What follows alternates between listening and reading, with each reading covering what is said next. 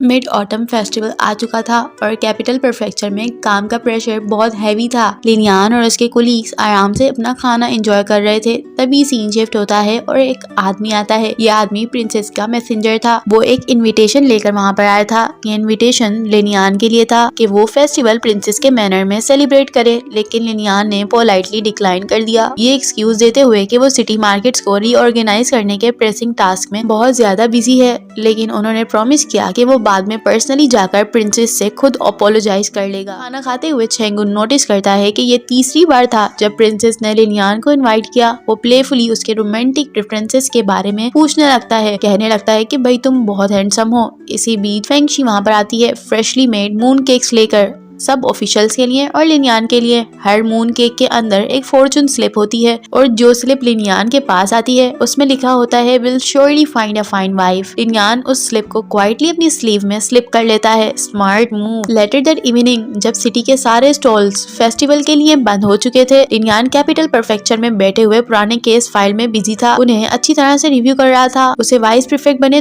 पूरे 2 महीने हो चुके थे, लेकिन उसके फादर का रॉन्गफुल केस अभी भी अनसॉल्व था। ये बात लिनियान को डीप एंग्विश दे रही थी। उन्होंने सब डॉक्यूमेंट्स अच्छी तरह से रिव्यू किए, उसके बावजूद भी उसके फादर को गिल्ट ही प्रूव किया जा रहा था। लिनियान ने लियू झांग को यूशुई मैनर वापस भेज दिया और डिसाइड किया कि वो अकेले ही आज रिसर्च को कंटिन्यू करेगा। रिसर्च करते करते रात ज्यादा हो गई थी। लिनियान को अपने चाइल्डहुड मेमोरीज के मिड ऑटम फेस्टिवल याद आने लगे, जब वो अपनी फैमिली के साथ होता था और अच्छी तरह से उन फेस्टिवल्स को सेलिब्रेट करता था। उसके पेरेंट्स की याद उसके दिल को हैवी कर रही थी। दूसरी तरफ लियू छैंग ने शेन फैमिली को बता दिया कि लिनियान डिनर के लिए घर नहीं आ रहा, तो शेन फैमिली ने डिसाइड कर लिया कि वो उसे अकेला काम करने नहीं देंगे। सीन शिफ्ट होता है और पूरी फैमिली ऑफिस चली जाती है, बहुत ही डिलीशियस मील लेकर, ये इंसिस्ट करते हुए कि वो उसकी फेस्टिव गैदरिंग को ज्वाइन कर ले। लिटरली दिल जीतने वाली फैमिली। ये जॉयफुल सीन लिनियान के ऑलरेडी विशफुल थॉट्स को और ज्यादा इंटेंस कर देता है। शाओगोंग ने नोटिस किया कि लिनियान का मूड आज काफी लो है। वो जेंटली पूछती है कि क्या कोई प्रॉब्लम है, लेकिन लियू झांग फौरन इंटरप्ट करता है और टॉपिक को डिफ्लेक्ट कर देता है। डिनर के दौरान जियांशी सडनली रिफ्लेक्टिव हो जाता है और अपने पुराने टाइम को डिस्कस करने लगता है कि जब वो काफी गरीब होते थे। वो फेंगशी की तारीफ करने लगता है कि उसने बहुत कम इनकम में भी हाउस होल्ड को बहुत अच्छी तरह से मैनेज किया है। उसने प्राउडली बोला कि फेंगशी से शादी करना उसकी जिंदगी का बेस्ट डिसीजन था। बट फेंगशी इरिटेट हो जाती है।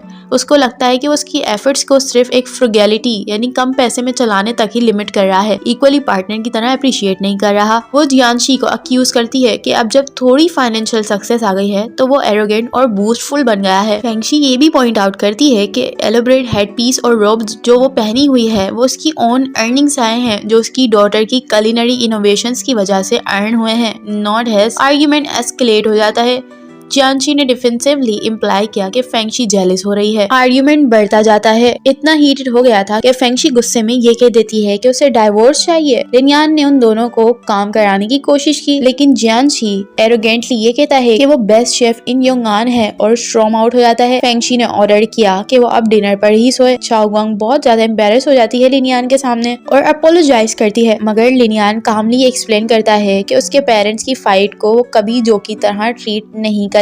वो बताता है कि शेन फैमिली ने उसको अपना समझा है, स्पेशली जब उसकी कंसील आइडेंटिटी का पता चला। उस वक्त भी कोई रिस्क लेने में हेजिटेशन नहीं दिखाई। उन्होंने कभी भी लिनियान की वल्नरेबिलिटी का बेनिफिट नहीं उठाया, बल्कि हमेशा केयर और कंफर्ट ही दिया है। लिनियान ये पूछता है कि जब उन लोगों ने हमेशा सिंसियरिटी दिखाई तो फिर वो ऐसा क्यों सोच रही है कि उसके फैमिली आर्ग्यूमेंट्स का वो मजाक बनाएगा। इस ट्रस्ट के मोमेंट में शाओगोंग पूछती है कि क्या वो लिनियान को अपना ट्री होल बना सकती है, एक ऐसा इंसान जिसके सामने इंसान अपने डीप सीक्रेट्स शेयर कर देता है विदाउट एनी हेजिटेशन। उसे एक्सप्लेन करती है कि अगर वो बीच में एक स्क्रीन लगा दे तो लिनियान वाइस परफेक्ट नहीं रहेगा, सिर्फ एक ट्रस्टेड लिसनर बन जाएगा, बिल्कुल एक क्लोज फ्रेंड की तरह। लिनियान तो पहले कंफ्यूज था इन हार्ड टर्म्स को सुनकर जो उसने पहली दफा सुनी थी, जिसे वो समझ ही नहीं पा रहा था, लेकिन आहिस्ता आहिस्ता वो अंडरस्टैंड करता है और अग्री कर ही लेता है। तब शाओगोंग ने कन्फेस किया कि योंगान मूव करने से पहले उसके फादर पॉवर्टी होने के बाद भी एक काइंड इंसान थे, लेकिन रीसेंट कलिनरी सक्सेस से वो चेंज चेंज हो गए हैं और इसी वजह से उनकी मदर के साथ आर्ग्यूमेंट्स बढ़ते ही जा रहे हैं। कभी कभी उसे लगता है कि उसके पेरेंट्स के कोरल्स बहुत इम्प्रॉपर हैं, लेकिन फिर वो खुद को स्कोल्ड करती है कि ऐसे सेल्फिश थॉट्स आ ही क्यों रहे हैं उसके माइंड में। लिनियान as a true confident gently बताता है कि थॉट्स इंसान को डिफाइन नहीं करते हैं। शाओगोंग रियलाइज करती है कि जैसे उसके दिल में कभी भी नेगेटिव थॉट्स आ जाते हैं, वैसे ही उनके पेरेंट्स भी कभी कभी उसे बर्डन फील कर सकते हैं। लेकिन वो कंक्लूड करती है कि ये नेगेटिव फीलिंग्स और थॉट्स हमेशा सेकेंडरी ही रहेंगे। उनका फैमिली बॉन्ड ही ट्रूली मैटर करता है। कन्वर्सेशन हार्टफुल होने लगती है। उसके बाद वो ऑफर करती है कि वो भी लिनियान की ट्री होल बन सकती है। अब लिनियान की बारी आती है। शाओगोंग की एम्पैथी से डीपली टच होकर अपना रिग्रेट और सेल्फ कंडेमिनेशन रिवील कर देता है। वो बताता है कि उसके फादर एक फॉर्मर प्रीफेक्ट थे जिनको अनजस्टली फ्रेम किया था। उसकी मदर को भी फॉल्सली अक्यूज किया। फिर वो लेमेंट करता है कि उसे फोर्स आइडेंटिटी अडॉप्ट करनी पड़ी वाइस प्रीफेक्ट बनने के लिए। लेकिन वाइस प्रीफेक्ट बनने के बाद भी वो अपने पेरेंट्स के नाम को अभी तक क्लियर नहीं कर पाया। इमोशनल होकर वो क्वेश्चन करने लगता है कि क्या उसे खुशी ढूंढने या जिंदगी में एग्जिस्ट करने का राइट भी है। सीन बहुत ज्यादा सैड हो जाता है। उसके आंसू देखकर शाओगोंग स्क्रीन के पीछे से निकलकर उसको इम्ब्रेस करने आती है, मोटिवेशन देने आती है। वो अश्योर करती है कि उसे खुद को ब्लेम करने की कोई जरूरत नहीं है।